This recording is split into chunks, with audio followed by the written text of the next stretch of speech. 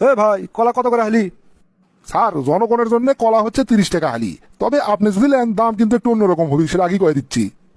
ও আচ্ছা, বিদ্যুৎ অফিসের লোক তো আমি, এই জন্য মনে হয় লোকটা আমাকে না ছাড় দিবি, সেই জন্য অন্যরকম দাম লিবে যাচ্ছে। তাহলে তো ভালোই হলো, না বেশি করে কলা নিয়ে দামও হয়নি। সেটা বুঝবার পাইছি, আমাকে না আপনি খাতির যত্ন করিচ্ছেন। আচ্ছা তাহলে আমার জন্য দাম কত ভাই কত? আপনি যদি স্যার কলা লেনি তাহলে আপনার জন্য প্রথম 2 হালির দাম 30 টাকা করে, 2 হালি পার হলে যখন 3 হালি নেবেন তখন দাম হবে 40 টাকা করে হালি, তারপরে 4 হালি পার হয়ে গেলে দাম হবে 50 টাকা হালি। এখন স্যার আপনি কটি নেবেন?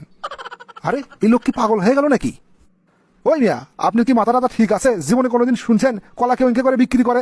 জিনিস যত বেশি নেয় দাম আরো তত কমে আসে, আর আপনি আর উল্টোটা করছেন, কলা বেশি যত নেবো দাম তত বেড়ে দেবে, মানে ফাজলামি পাচ্ছেন না? আস্তে স্যার আস্তে, এত উত্তেজিত হয়েন না। যে কোনো জিনিস যত বেশি নেওয়া হয় দাম তত কমে যায়, এটা স্যার খালি আমাদের বাংলাদেশের না, সারা বিশ্বেরই নিয়ম। কিন্তু স্যার আপনারা তো বিদ্যুৎ অফিসের লোক, আপনারা তো আবার এই নিয়ম মানেন না, আপনারা উল্টোটা মানেন, যত জিনিস তত দাম বেশি।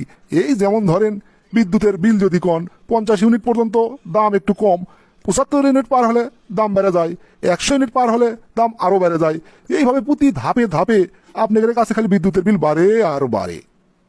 এই জন্য আমরা সাধারণ জনগণও ঠিক করছি বিদ্যুৎ অফিসের লোকের সাথে তারিখের নিয়মেই ব্যবসা করবো, জিনিস যত নিবি দাম তত বাড়তে থাকবি। এখন কোন স্যার আমার ভুলটা কোন জায়গা?